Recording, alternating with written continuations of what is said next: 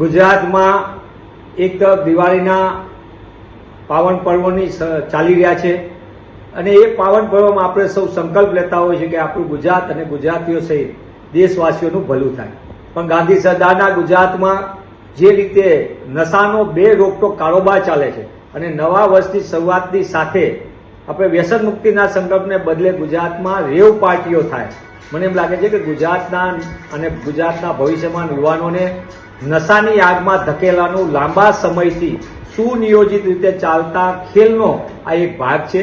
ગુજરાતમાં ઠેર ઠેર રિસોર્ટમાં અને મોટા મોટા ફાર્મ હાઉસમાં ગેરકાયદેસર કામ ચાલતા હોય અને પોલીસ ખાલી સાક્ષી બનતી હોય. મને એમ લાગે છે કે આ સૌથી મોટું કાંડ અને કૌભાંડ ચાલી રહ્યું છે.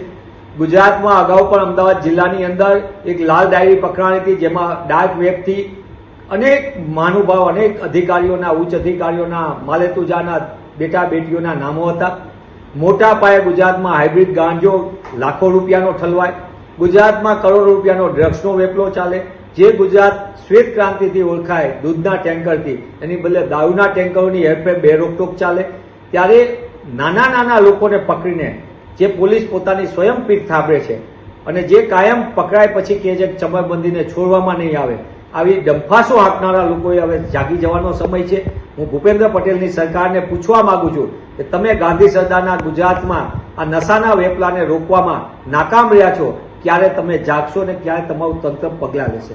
ગુજરાતમાં ભાજપાની સરકારમાં ખેડૂતો ન્યાય માગે તેમને દંડા પડે, યુવાનો રોજગાર માગે દંડા પડે, વિપક્ષ પ્રજાના પ્રશ્નો લઈને આંદોલન કરે તેમને દંડા પડે અને અસામાજિક તત્વોને રેડ કાર્પેટ. આ ભાજપાની નીતિને નિયત ગુજરાતને બરબાદી તરફ ધકેલી રહ્યું છે.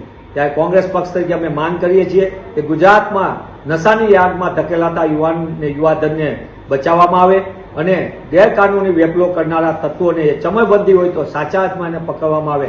તો જ ગુજરાતમાં નશાનો કારોબાર રોકાશે અને તો જ ગુજરાત સાચા અર્થમાં ગતિશીલ અને પ્રગતિશીલ બનશે.